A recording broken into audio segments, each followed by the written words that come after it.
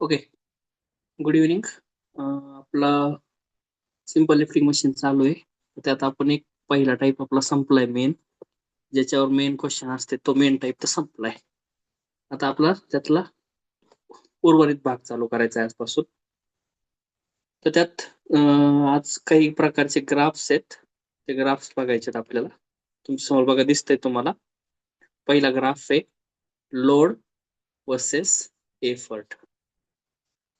Graph म्हणजे काय असतं माहिती का तुम्हाला? ग्राफ की हा एक वाय ऍक्सिस असतो,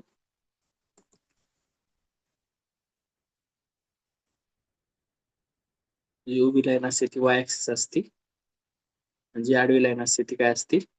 एक्स ऍक्सिस असते. नंतर आपण काय करणार, मग एक्सच्या काही व्हॅल्यू घेणार, वायच्या काही व्हॅल्यू घेणार, आणि त्या ग्राफ मध्ये काय करणार आपण? पुट करत चालणार. त्याला आपण ग्राफ म्हणतो. आणि हे ग्राफ आपल्याला आज ड्रॉ करायचे. कशाच्या केसमध्ये?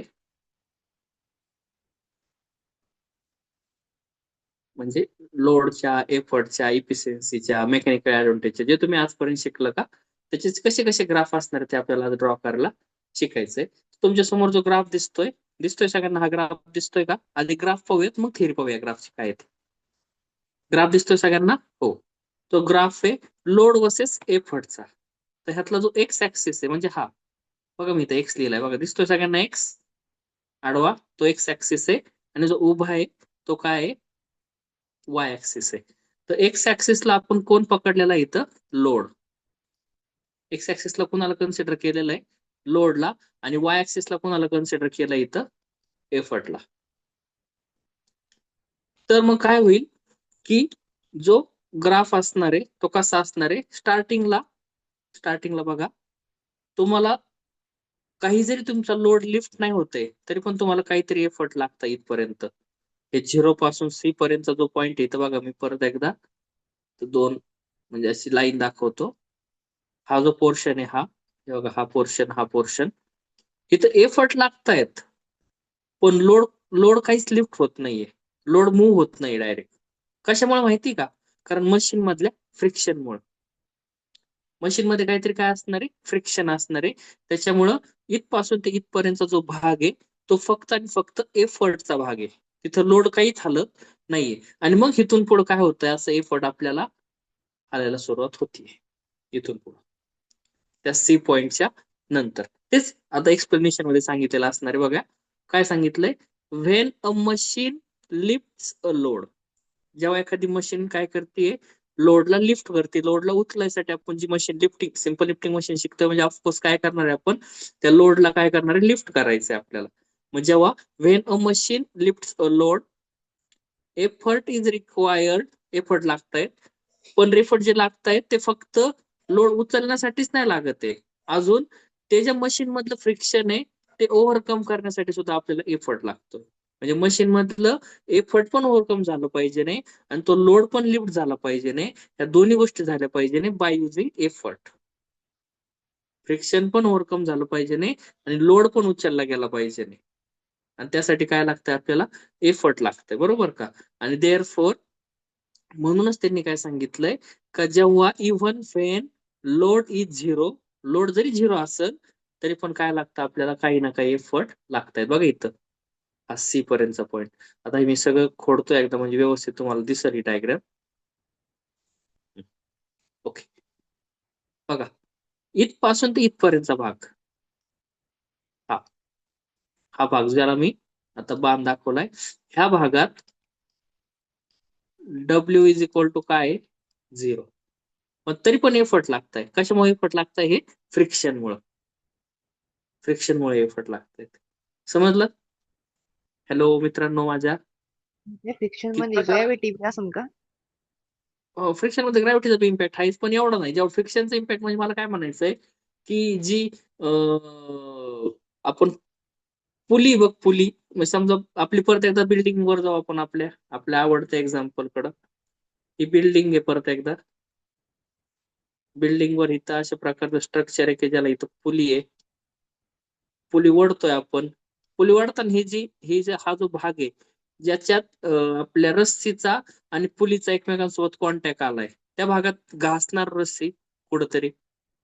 एकमेकांना. घासल्यामुळे काय होणार, थोडीशी एनर्जी लागणार आहे. असं कन्सिडर कर का ती पुली ना फार गंजली आहे. आणि एकीकडे एक्झाम्पल कर का पुली एकदम नवीन कोरी आहे, त्याला ऑइलिंग वगैरे जबरदस्त झालेलं आहे. कोणत्या पुलीला आपल्याला जास्त एफर्ट लागतील? गंज गंज लागलेला. गंज लागलेलं आहे. का बरं? कारण त्याच्यात फ्रिक्शन काय होतं त्या पुलीमध्ये, जादा होतंय. जास्त ज्यादा. फ्रिक्शन होतं, जास्त घासल्या जाते ती. येस येस येस, बरोबर. जास्त घासल्या जाते. ऑइलिंग नाहीये, प्रॉपर मेंटेनन्स केलेला नाहीये, जुनी झालेली आहे. त्यामुळे त्याच्यात फ्रिक्शन जास्त आहे. त्यामुळे एफर्ट काय लागतायत? जास्त लागतायत. लोड तर उचलला जात पण नाही, तरी पण एफर्ट लागतायत. हा जो भाग आहे का, हा मधला भाग आहे फ्रिक्शनचा. आणि मग ते फ्रिक्शन संपलं, आणि मग तिथून पुढे जसं आपण त्याला एफर्ट देऊ, तसा तसा लोड काय होणार आहे? लिफ्ट होत जाणार आहे. समजलं असेल? एकदम भारी. छान. मग पुढं काय आहे? पुढचं वाक्य का ऍज लोड इन्क्रीज, जसं जसं लोड वाढल तसं तसं एफर्ट पण काय वाढणार आहेत? वाढणार आहेत. ओके. नेचर ऑफ ग्राफ कसं सांगितलंय? एक्स ऍक्सिसला लोड आहे, वाय ऍक्सिसला एफर्ट आहे, आणि ग्राफ इज स्ट्रेट लाईन आहे, पण ओरिजिन मधून जात नाही. का नाही जात? फ्रिक्शन मुळे जात नाही. ओके. आणि हे हे इक्वेशन आहे त्या लाईनचं. ही जी तिरपी लाईन काढली का आपण, P is equal to M W plus C. P is equal to M W plus C. त्यातला P म्हणजे काय? एफर्ट असणारे. डब्ल्यू म्हणजे काय असणारे? लोड असणारे. सी म्हणजे काय? फ्रिक्शनला आवरण्यासाठी. हे काय, हा सी फ्रिक्शनला आवरण्यासाठीचा कॉन्स्टंट. आणि यम हा त्या त्या मशीन नुसार ठरलेला काय असणार आहे? कॉन्स्टंट. मशीन टू मशीन हा यम काय होणार आहे? चेंज होणार आहे. एखादी मशीन आहे, तिचा यम चांगला असेल. एखादी मशीन आहे, यम म्हणजे एक प्रकारे आताच गंजलेली मशीन, आणि कोणती मशीन म्हणलं मी तुम्हाला? साधी मशीन. त्या हिशोबाने, किंवा डिफरन्शियल ऍक्सिस, स्क्रू जॅक, त्या हिशोबाने काय होणार आहे? तो यम चेंज होणार आहे. पण यम कॉन्स्टंट असणार आहे. मशीनला, एखाद्या मशीनचा यम जो आहे तोच यम असणार आहे. ओके. तर मला वाटतं तुम्ही बाकी काय लिहायच्या भानगडीत पडू नका. मस्त नाव टाका, लोड वर्सेस काय? एफर्ट. आणि ही डायग्राम काढून घ्या. आणि त्याच्यात फक्त लागलं तर तुम्हाला हे पहिलं एक्सप्लेनेशन एवढं लिहायचं तर लिहा, फक्त पटकन. आपण आधीच आज थोडस स्लो चाललोय. झालं की थंब टाका मला. ओके.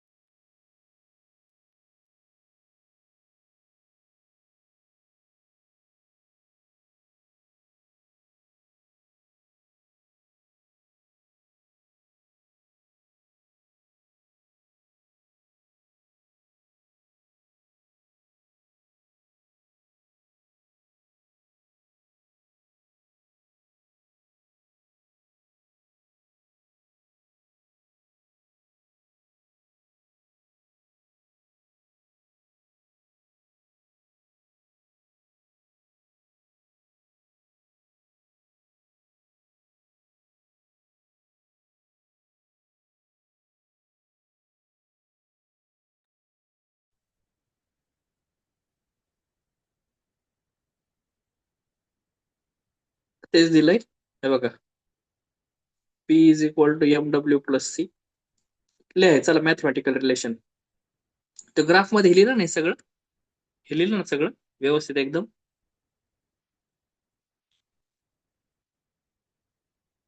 नसेल लिहिलं तर लिहून घ्या बरं का, सगळं हे महत्वाचं आहे. म्हणजे ग्राफ तसा विचारलेला नाही हा कधीच, एक्झाम मध्ये नाही विचारला. पण आपल्याला आता एवढं सोपं आहे तर कशाला सोडायचं, तयारी ठेवू. विचारलं तर छानच.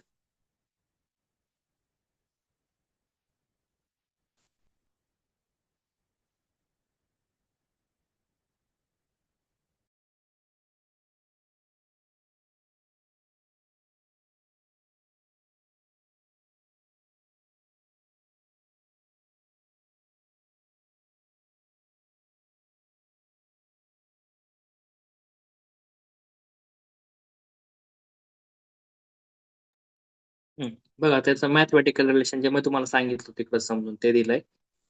काय दिलंय? P is equal to MW plus C. त्यातलं M म्हणजे काय? Constant depending on machine. आणि C म्हणजे काय? Effort required to overcome friction. ठीक आहे. कॉन्क्लुजन काय सांगितलंय? Straight line shows the relation between load and effort. ठीक आहे. आणि y intercept represent the frictional effort. Okay, एवढं काय नाही. हा, लोड वर्सेस आयडियल एफर्ट पुढचा ग्राफ.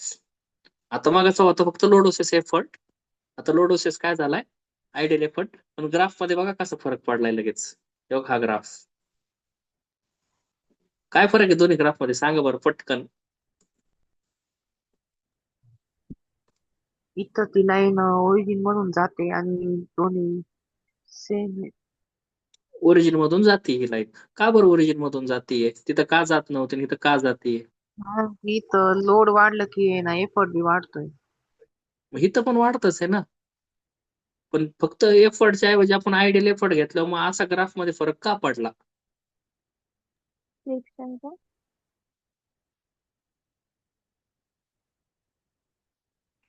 बोला कोणतरी.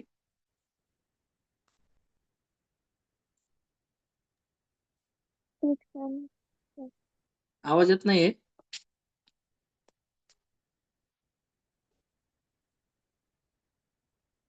कोणतरी बोलायचा प्रयत्न करते पण आवाज येत नाहीये.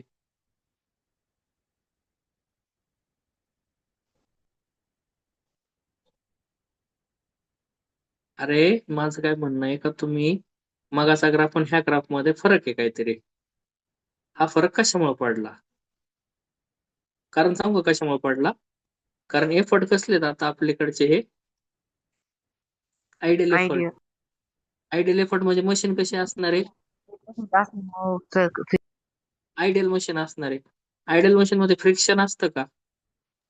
नाही. फ्रिक्शन नसतं म्हणजे कुठून सुरू होईल मग डायरेक्ट इथून? झिरो पासून.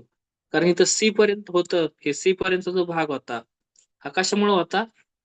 फक्त आणि फक्त फ्रिक्शन मुळे होता, आहे का नाही? पण तेच आता जर का इथं आलो तर इथं फ्रिक्शनच नाही, त्यामुळे कुठून सुरू झालं? पण ते बरोबर ओरिजिन पासून सुरू झालं. इथं तेच लिहिलंय, in an ideal machine friction is completely absent. Friction completely absent. आणि त्याच्यामुळे काय आहे मग? का load is, if load is zero, effort is also zero. कारण फ्रिक्शनच नाही म्हणजे जेवढा लोड तेवढाच एफर्ट असणार आहे. हे फॉर्म्युला आपल्याला माहिती आहे. आणि काय नाही बाकी एवढंच मग, वेगळं काहीच नाही याच्यात. घ्या लिहून, काढा ग्राफ.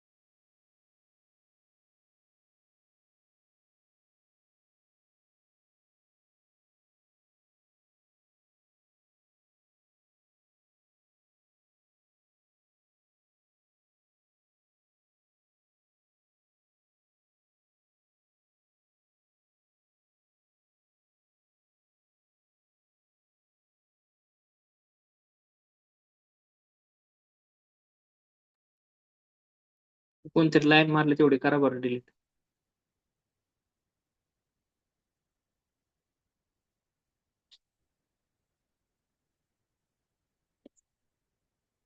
जाणारच ना, तुम्हाला डिलीट करावं लागेल ज्यांनी मारली त्यांनी.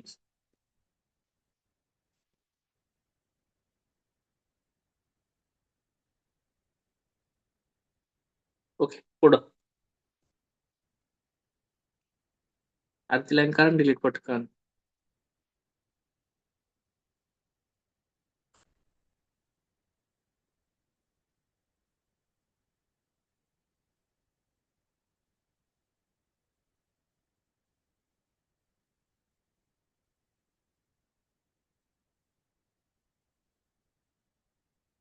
परत परत तेच तेच करता राहतो मी. वेळ वाया जातो फक्त, बाकी काही होत नाही.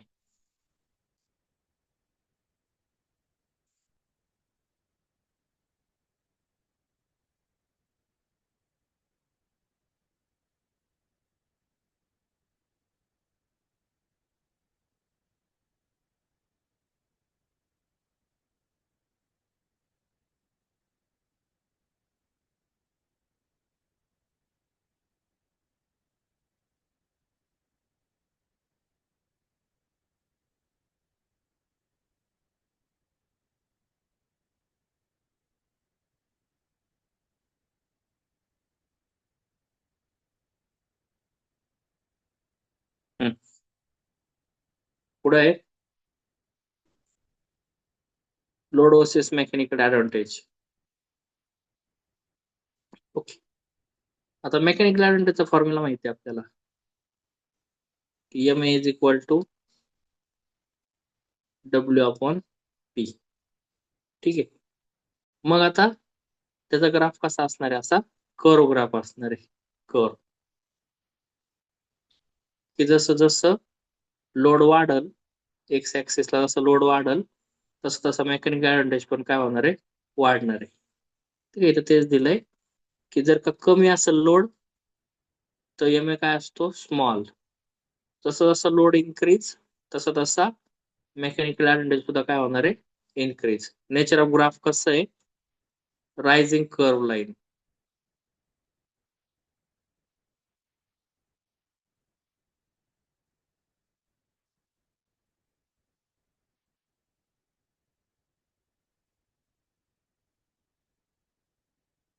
एवढा सोपा ग्राफ आहे. लोड एक्स ऍक्सिस ला काढायचा आहे आणि मेकॅनिकल ऍडव्हान्टेज वाय ऍक्सिस ला काढायचा आहे.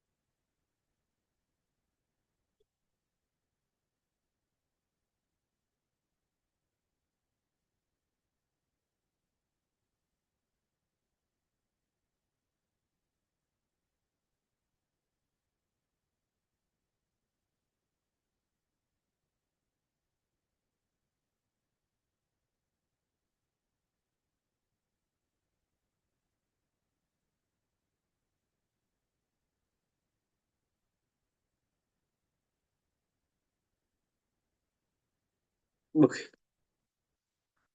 पुढचा ग्राफ आहे लोड वर्सेस इफिशियन्सी. चला काढूयात आपण ग्राफ लागलो तर.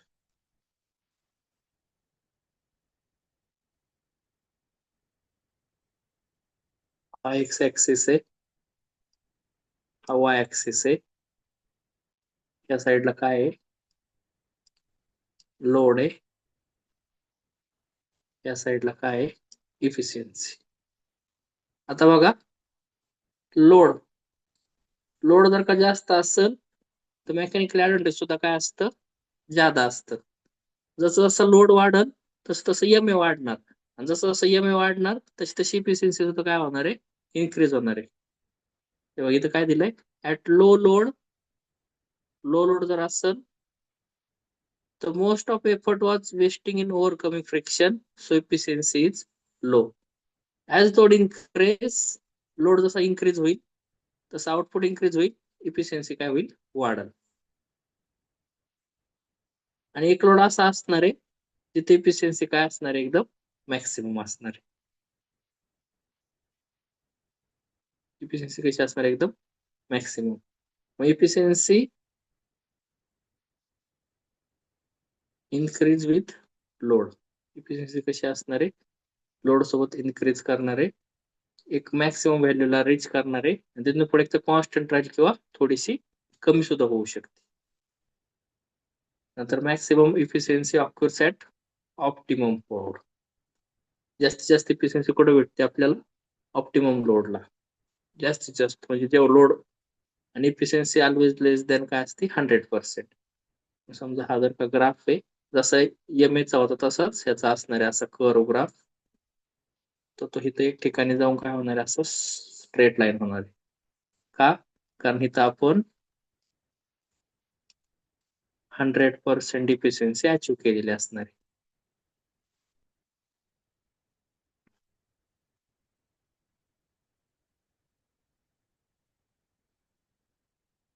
आता पुढचा टॉपिक जो आहे, लॉ ऑफ मशीन, तो जास्त महत्वाचा आहे, तो व्यवस्थित समजून घ्या. त्याच्यावर क्वेश्चन, थेरी क्वेश्चन येतो, थेरी क्वेश्चन तर येतोच, एकदा दोनदा प्रॉब्लेम पण आलेला आहे. आतापर्यंत जे हे 4 ग्राफ पाहिले, कोणता load versus effort, load versus ideal effort, नंतर लोड वर्सेस एम ए, आणि लोड वर्सेस इफिशियन्सी, हे ठीक, याचं काय नव्हतं एवढं. पुढचा टॉपिक जास्त महत्वाचा आहे. हे झालं की सांगा मला, फक्त थंब टाका पटकन.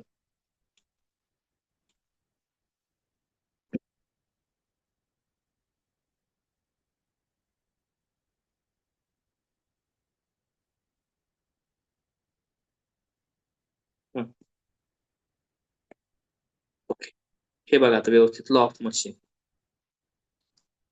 लॉ ऑफ मशीनचा आधी पहिला ग्राफ पहा. कशासारखा दिसतो रे हा graph, load versus effort graph पाहिला बघा स्टार्टिंगला आपण, सेम तोच ग्राफ आहे इथं लॉ ऑफ मशीनला, हो बरोबर. तर तुम्हाला क्वेश्चन पेपर मध्ये क्वेश्चन असतो, एक्सप्लेन लॉ ऑफ मशीन. लागत एक मिनिट, मी 1 मिनिटात तुम्हाला तो क्वेश्चन पण दाखवू शकतो. मी एक मिनिट द्या फक्त मला.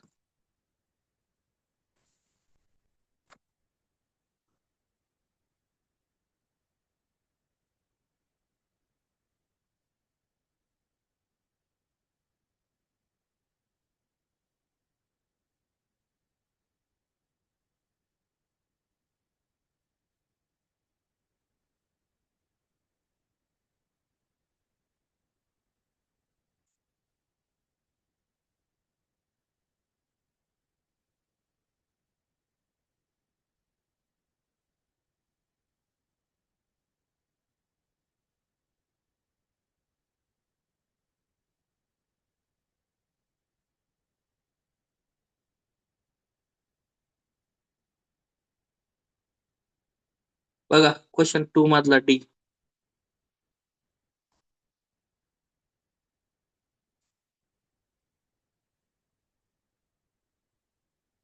दिसतोय का इथं खाली, explain law of machine and state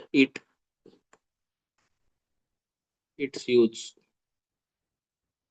किती मार्क आलेला क्वेश्चन आहे हा, 4 मार्क आलेला क्वेश्चन आहे. ठीक आहे, तर आता तेच आपल्याला बघायचंय. स्टेट करण्यासाठी स्टार्टिंग नेहमी ह्या ग्राफ पासून करायची आपल्याला. हा जो ग्राफ दिसतोय तुमच्या समोर, हा ग्राफ जो आहे तो कशाचा आहे, लॉ ऑफ मशीन, मशीनचा नियम.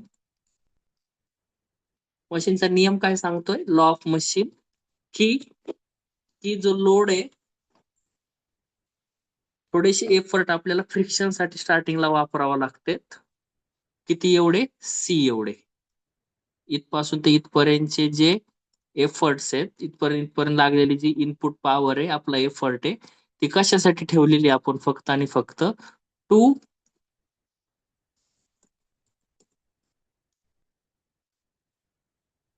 टू ओव्हरकम फ्रिक्शन, हा सी एवढा भाग. ओके.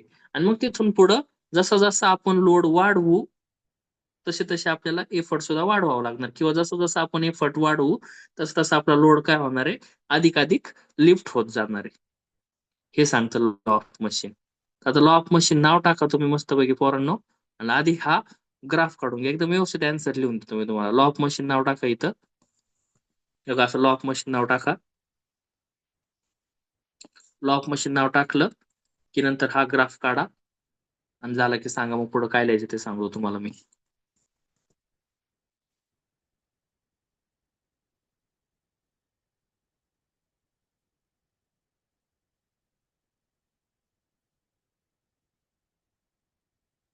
दरवर्षी हा क्वेश्चन येतोच, आणि दरवर्षी आपल्याला हा सोडवायचाच आहे.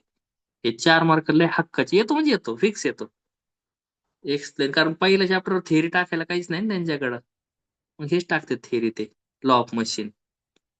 आपण पण दरवर्षी लॉ ऑफ मशीन मस्त सोडवायचं, 4 मार्क घेऊन जायचे. जर प्रॉब्लेम जमत नसले तर, न प्रॉब्लेम जमत तर प्रॉब्लेम सोडायचे. का? कारण का प्रॉब्लेमला प्रेफरन्स का द्यायचा? कारण प्रॉब्लेमला पैकीच पैकी मार्क पडतात, थेअरीला ते अर्धा मार्क 1 मार्क कट करू शकतात. तसं प्रॉब्लेमला आपल्याकडे असं त्यांना चान्सच नसतो ना, की इथं मार्क कट केला तिथं मार्क कट केला. तो चान्स देता येत नाही आपल्याला प्रॉब्लेम मध्ये.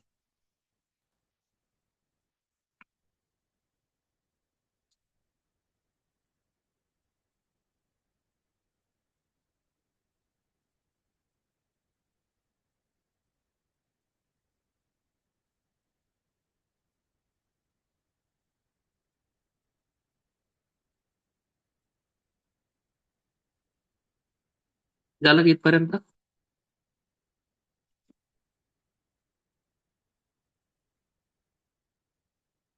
ग्राफ काढून झाला?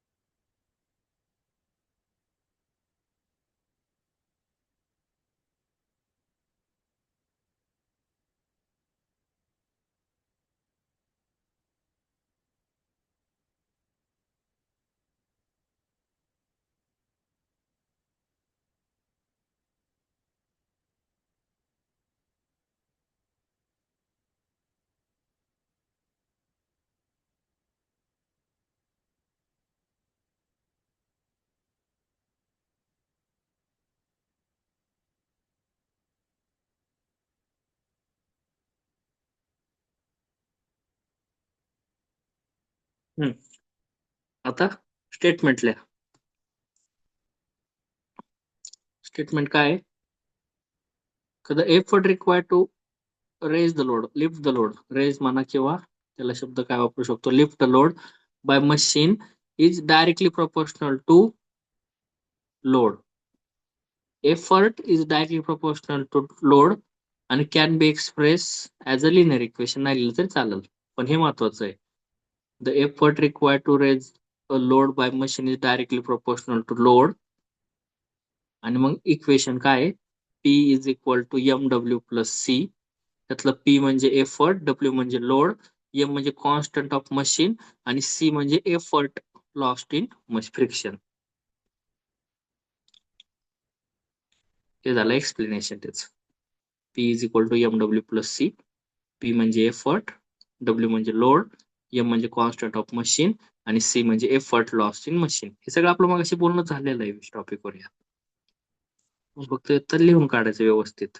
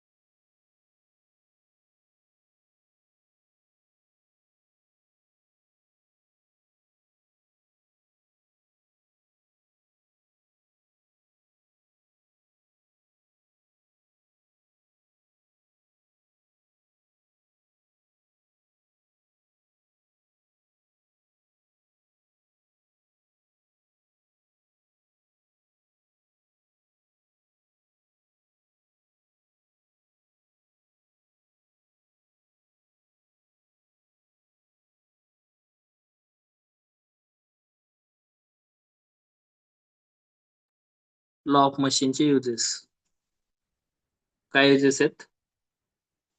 पहिलं,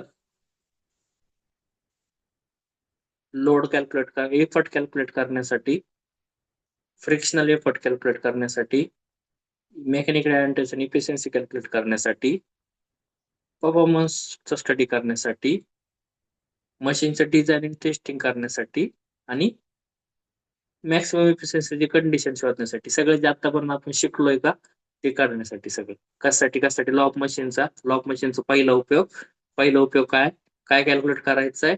एफर्ट. दुसरं काय कॅल्क्युलेट करायचं? फ्रिक्शन साठी फ्रिक्शनल एफर्ट. नंतर तिसरं काय? एम ए आणि इफिशियन्सी. 3. नंतर चौथं काय? परफॉर्मन्स ऑफ मशीन स्टडी करण्यासाठी. नंतर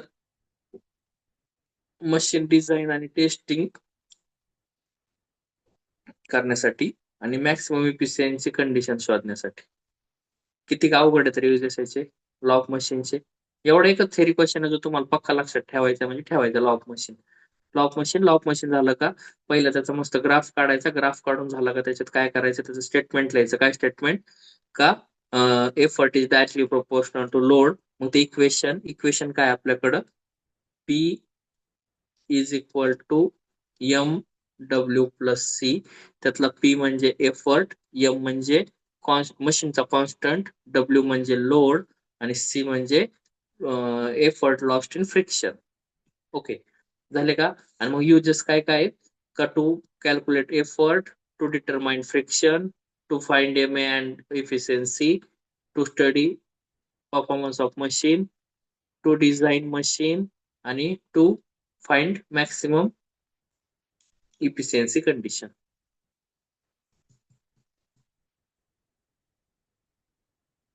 मशीनला मात्र हे जे लॉ ऑफ मशीन आहे त्याला स्टार हॅश काय टाकायचं ते टाकून ठेवा.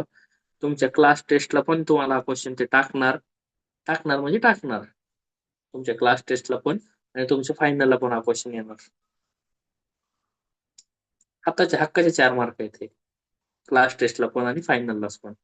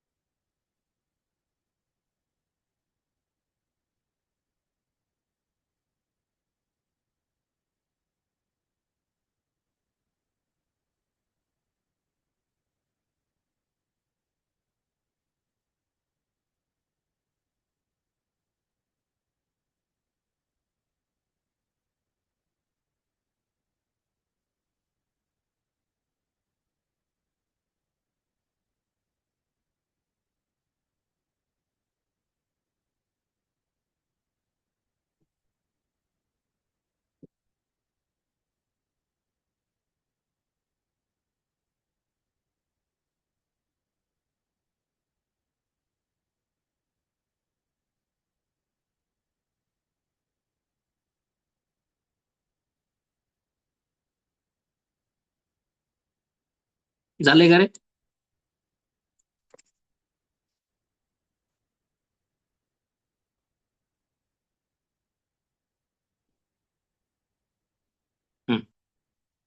प्रॉब्लेम खाली सोल्युशन पण नाही हे असू द्या.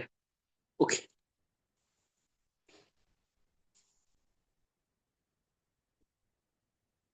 आपण इकडे सोडूयात. थोड्यासाठी सोल्युशन नाही असं कन्सिडर करा. हा, काय दिलंय? मशीन लिफ्ट 2000 लोड न्यूटनचा लोड आणि एफर्ट किती दिलेला आहे? 300 न्यूटन. ओके, गिवन का W is equal to load ना 2000 newton and P is equal to 300 newton. नंतर 4000 न्यूटन आणि एफर्ट 500. म्हणजे अजून एक दिलाय की जर का लोड आपण 4000 केला तर एफर्ट किती लागतायत 500 न्यूटन लागतायत. आणि त्यांनी काय सांगितलं की त्याची इक्वेशन आहे का ती इक्वेशन फाइंड करा. बघा प्रॉब्लेम किती भारी आहे का एकच मशीन आहे एक मशीनचा लोड एफर्ट आणि अजून एक लोड आणि एफर्ट दिलाय आणि त्याच्यावरून आपल्याला काय करायचंय ते लॉ ऑफ मशीन म्हणजे ते जे इक्वेशन आहे ते इक्वेशन फाइंड करायचंय. ओके तर आता आपण ह्याच्यावरून आधी इक्वेशन बनवूयात. देअर फोर काय इक्वेशन असतं P is equal to MW plus C. Therefore P काय P पहिल्याचा 300 इज इक्वल टू M काय M तर माहित नाही M माहित नाही. W किती आहे 2000 प्लस सी. मग ह्याला जरा व्यवस्थित लिहितो 300 is equal to 2000 M plus C. हे भेटलं इक्वेशन नंबर 1. तसंच दुसऱ्या इक्वेशनची काय कंडिशन होईल का परत एकदा इक्वेशन लिहितो P is equal to MW plus C. P म्हणजेच काय असणार इथं 500 इज इक्वल टू M किती दिलेला आहे M तर काढायचा आहे W किती दिलेला आहे 4000 M प्लस सी. हे भेटलं इक्वेशन नंबर 2. इथपर्यंत समजलंय कोरोना तुम्हाला की लॉ ऑफ मशीन काढायचंय म्हणजे एम ची आणि सी ची व्हॅल्यू काढायची मेन म्हणजे. तर आपण दोन्ही कंडिशन साठीच इक्वेशन लिहून घेतलं. ओके इथपर्यंत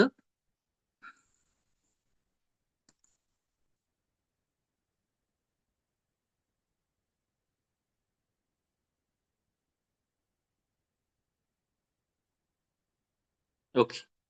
आता दोन्ही इक्वेशन परत एकदा लिहितो मी 300 is equal to 2000 M plus C.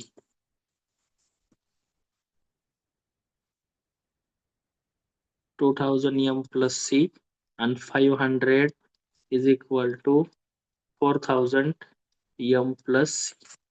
आता हे दोन इक्वेशन आहेत आपल्याकडे दोन जर का सॉल्व्ह करायचे तर मी आधी ह्याला म्हणतो इक्वेशन नंबर 1 आणि ह्याला म्हणतो इक्वेशन नंबर 2. आपण काय करू इक्वेशन 2 मायनस इक्वेशन 1. 2 मधूनच 1 का करायचं कारण 2 मध्ये इथं 500 आला इथं 4000 आलाय म्हणजे मोठ्यातून छोटा सबस्ट्रॅक्ट केलं म्हणजे आपल्याला सोपं जातं ना काम करायला. मग इथं काय घेतलं 500 is equal to 4000 M plus C आणि 300 is equal to 2000 M plus C. Subtraction करायचं म्हणजे हा प्लसचा मायनस झाला हा प्लसचा मायनस झाला हा प्लसचा मायनस झाला. ओके 500 मायनस 300 किती राहिला शिल्लक 200. नंतर 4000 मायनस 2000 काय आला 2000 M आणि प्लस सी मायनस सी काय झालं इथंच कॅन्सल.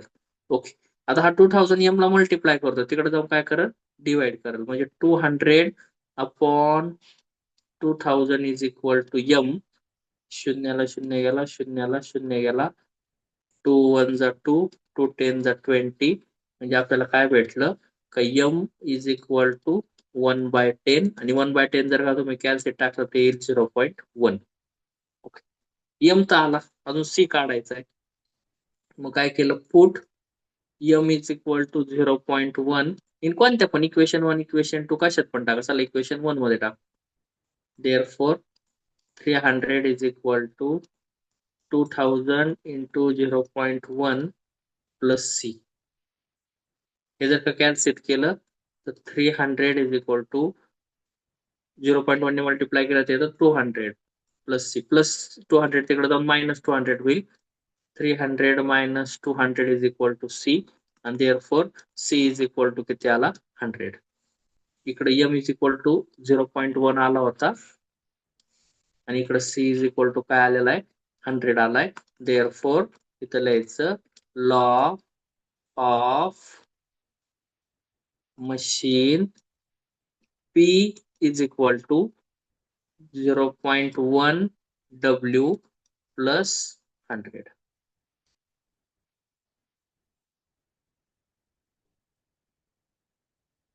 समजलंय का रे पोरांनो हे कसं सोडवलंय मी क्वेश्चन? हॅलो, दोघांना समजलाय, तिघांना समजलाय. अजून कोण कोण आहे अजर? मयुरी, निहाल, तेजस्विनी.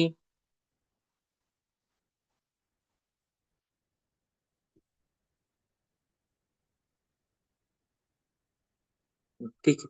चला मागची स्लाइड घेतो आणि लिहायला चालू करा तुम्ही. आपण जे लिहिलं तेच लिहा बरं का, हे सोल्युशन नका पाहू यांचं. हे लय शॉर्ट मध्ये आहे. आपलं आपण जे लिहिलेलं तेच पहा, तेच लिहून घे व्यवस्थित. ही स्लाइड झाली का सांगा, मी पुढची स्लाइड घेतो.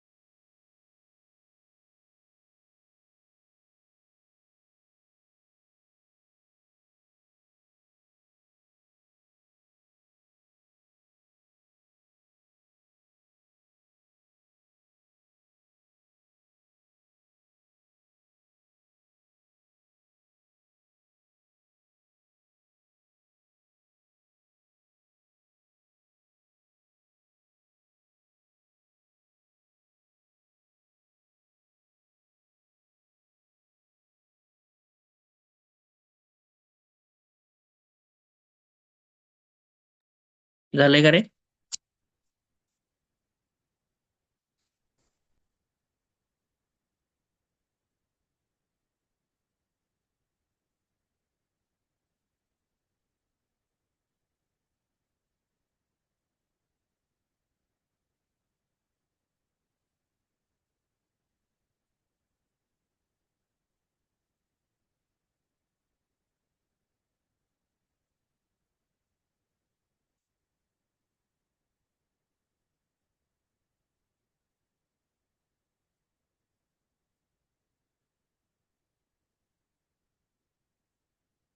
हम्म, ठीक आहे. तर उद्या आपल्याला काय करायचं आता, भरपूर प्रॉब्लेम आहे त्याच्यावर, लॉ ऑफ मशीनचे. बापरे बापरे, भरपूर म्हणजे भरपूर प्रॉब्लेम आहे. ते उद्या आपल्याला सगळे सोडवायचे आहेत. आणि उद्या तसंच आपण काय करू, क्वेश्चन पेपर मधले पण लॉ ऑफ मशीनचे जे क्वेश्चन आहेत ते सगळे सोडूयात. भेटू आपण उद्या रात्री 9 वाजता. गुड तर नाईट. मला एक विचारायचं होतं. हा, विचारा विचारा विचारा. हा, मॅन्युफॅक्चरिंग टेक्नॉलॉजी हा सब्जेक्ट नाही का शिकवत तुम्ही? MPR का? हो. गरज नाहीये का, तो थेरॉटिकल सब्जेक्ट आहे पूर्ण. म्हणजे सर आम्हाला म्हणजे म्हणजे काय शिकवतात ना ते म्हणजे समजत तर नाहीच आहे, प्लस ते लिहून पण इतके अवघड भाषेत देतात ना ते म्हणजे विचित्रच होऊ लागले. तर ते आपण टेक्स्ट बुक जास्त- म्हणून डायरेक्ट सांगून देत. मला वाटतच आणि नाही. सर हा, एका टेक्स्ट बुक मधून नाही 3 टेक्स्ट बुक मधून एक एक एक एक सेंटेन्सेस देतात. ते ड्रॉइंग पण 2 टेक्स्ट बुक मधून देतात. बरं ठीक आहे. मला वाटतं तो शिकवण्यापेक्षा तुला जे नडेल ना ते मला विचारत चल. म्हणजे तो सेपरेट शिकवण्यापेक्षा तुला जसं जसं अडचण येईल ना तसं तसं विचारत चल. कारण चालेल. कारण सब्जेक्ट आहे तो पूर्ण थेरॉटिकल आहे. तो सब्जेक्टला असं म्हणजे काही सेपरेट प्रॉब्लेम सोडून घेणं वगैरेची काही गरज नाही, नाही का, म्हणजे वाचून होण्यासारखा सब्जेक्ट आहे असं मला हो वाटतं. चालेल. हो हम्म. चालेल. आज जशी अडचण येईल ना तुला बिंदास मला विचारत जा. हो. चालतंय. ओके. Good night. उद्या बरोबर या वेळेत.